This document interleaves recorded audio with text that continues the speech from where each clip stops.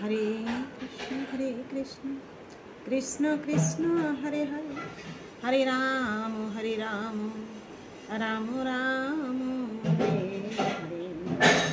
गुरु ब्रह्मा गुरु विष्णु गुरुदेव महेश्वर गुरु साक्षात् परम ब्रह्म तस्मै श्री गुरु नमः। जय गुरुदेव। पाठ करছি श्रीमद् भागवत गीता अष्टादश अध्याय मुख्य योग श्लोक नम्बर 65। मन्मना भव मद्भक्त मज्जाजी मां नमस्कुरु मामे वैश्यसि सत्तं ते प्रतिजाने प्रिय श्रीमे। मन्मना मदगत चित्त, भव माने हव, मद्भक्त आमार भक्त, मज्जाजी आमार पूजक, মা মামাকে নমস্কুরু নমস্কার করো, মা মামাকে এব অবশ্যই যশস্বী প্রাপ্ত হবে, সত্যম সত্যই তে তোমার কাছে প্রতিজানে প্রতিজ্ঞা করছি, প্রিয় প্রিয় অসি তুমি হও মে মানে আমার। অনুবাদ।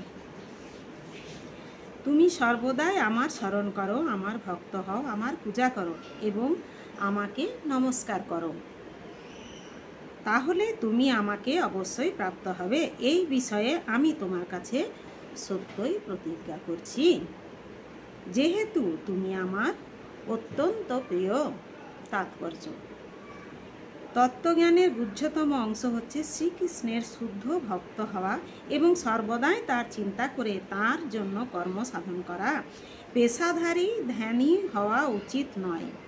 জীবনকে এমনভাবে গড়ে তোলা উচিত যাতে সর্বক্ষণ শ্রীকৃষ্ণের কথা চিন্তা করা যায়।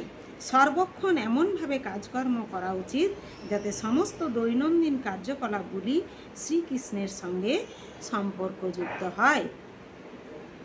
জীবনকে এমনভাবে গঠন করা উচিত যাতে দিনের মধ্যে 24 ঘন্টায় শ্রীকৃষ্ণ ব্যতিরেকে আর অন্য কোনো চিন্তার উদয় না হয়।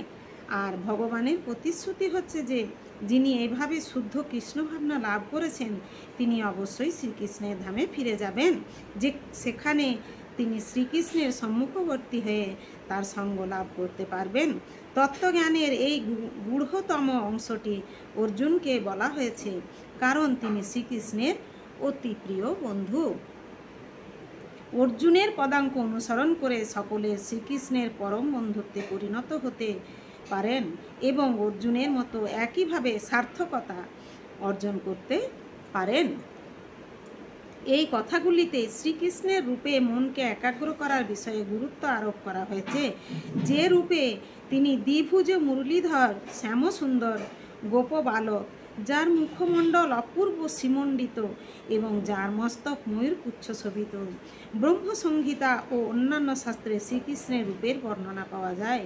ভগবানের এই আদি রূপ শ্রীকৃষ্ণে মনকে নিবদ্ধ করা উচিত, এমনকি ভগবানের অন্যান্য রূপেও অভিনিবেশ করা উচিত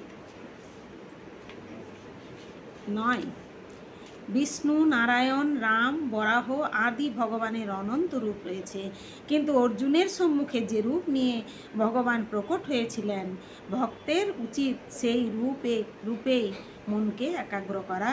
শ্রীকৃষ্ণের রূপে মনকে একাগ্র করায় তত্ত্বজ্ঞানের গুহ্যতম অংশ এবং অর্জুনের কাছে ভগবান তা ব্যক্ত করেছেন কারণ অর্জুন ভগবানের প্রিয়তম বন্ধু। হরে কৃষ্ণ কৃষ্ণ কৃষ্ণ হরে হরে হরে রাম রাম রাম